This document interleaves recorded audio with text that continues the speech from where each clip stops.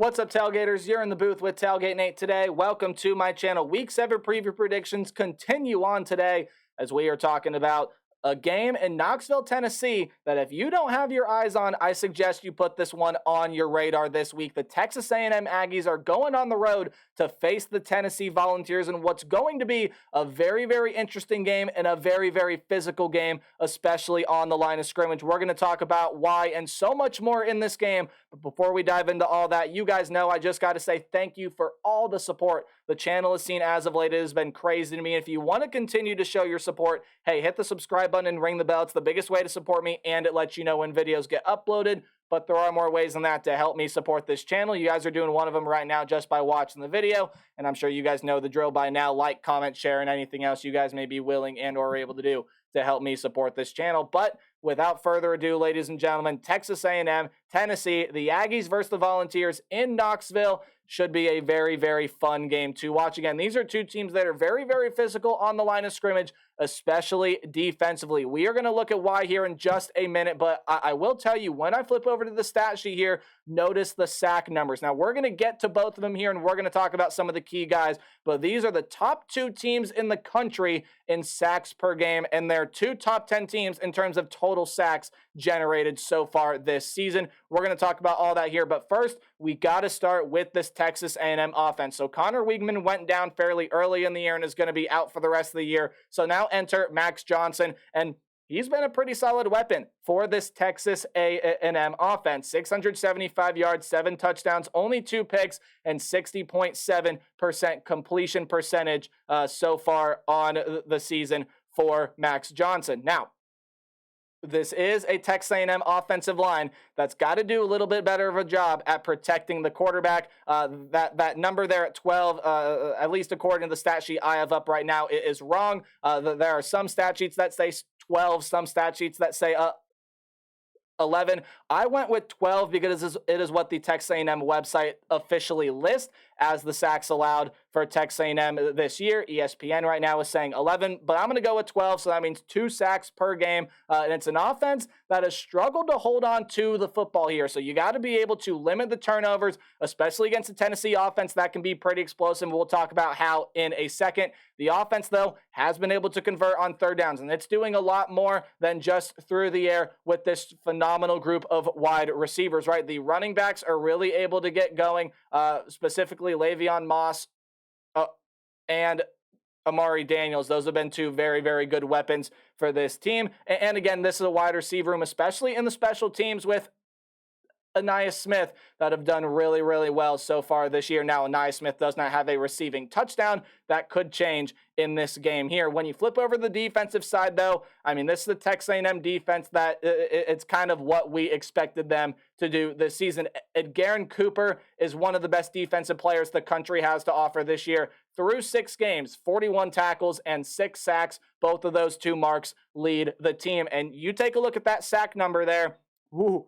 Baby, 26 sacks through 6 games this season. They're on a 52 sack pace here through 12 games. So again, if you just double that number there, they're at 52 sacks, which is absolutely insanity. 4.33 sacks per game. This is a Texas A&M team that is absolutely lethal at getting to the quarterback. This is the Tennessee offensive front that's going to have to be prepared, but that's really what this defense does well, right? They're very, very physical up front. They control third downs here, only 25% allowed on third down. It's a rush defense that's one of the best in the entire country. Now, this secondary definitely has some room for improvement. However, 24 passes defended, 3 interceptions, including a pick 6 on this season. Hey, it's a defense that's looked really, really good for the majority here of 2023, again, besides that game there against the Miami Hurricanes. Now, when you flip over to this Tennessee offensive side, it definitely is a lot more balanced of a Tennessee attack than we saw last year, right? Joe Milton at the helm, 1,164 yards, 9 touchdowns, 3 interceptions, and he's only been sacked 5 times, add in 1 sack when the backup was in. It's a Tennessee offensive line that has allowed 6 sacks so far this season. That's going to come in handy, especially with the way that Texas A&M is able to generate pressure to opposing quarterbacks. It's also a Tennessee offense that doesn't turn the football over a whole lot. Now, maybe they can cut back on turnovers a little bit. There have been some hasty decisions by Joe Milton that have led to interceptions. However, for the most part, it's a Tennessee offense that, yes, it is not the same Tennessee offense from a season ago, but in a way, it definitely feels a lot more balanced, especially when you take a look at guys out of this running back room. Jalen Wright, Jabari Small, Dylan Sampson,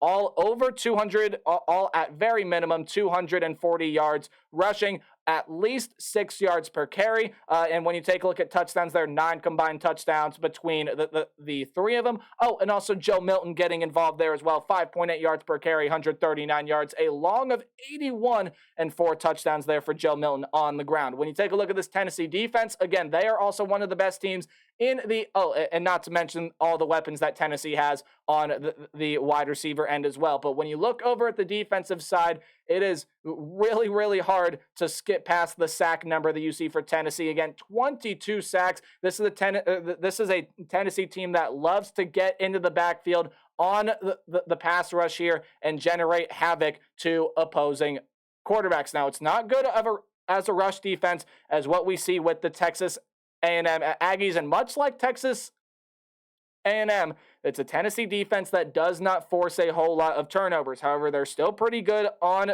third down. They're still a pretty solid rush defense. It's a pass defense that definitely has improved from a season ago. It's a Tennessee defense that has really stepped it up from last year, especially in being able to generate pressure to the quarterback. Controlling the line of scrimmage is going to be big in this game, and it leads me into my what to watch for, keys to the game, and everything else that just some things that I think that you should keep an eye on or keep in your mind when you are watching this game. We are going to start with the Texas A&M Aggies, and this first bullet point here, pretty simple. You have to be able to protect Max Johnson and let him find his receivers down the field.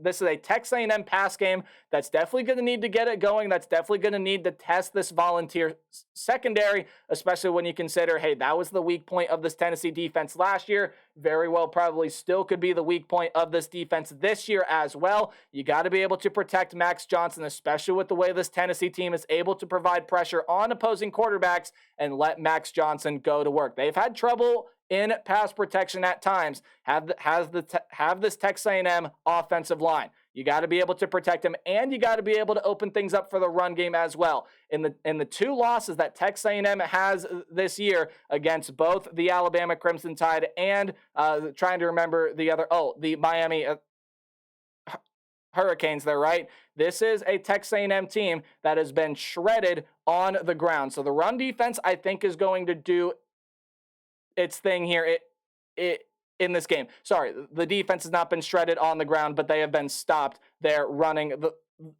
the football. So if Texas A&M can run the football here with a pretty good degree of success, they're going to have a very nice shot here to win this game. That's just what the numbers say. But the secondary will need to step it up, right?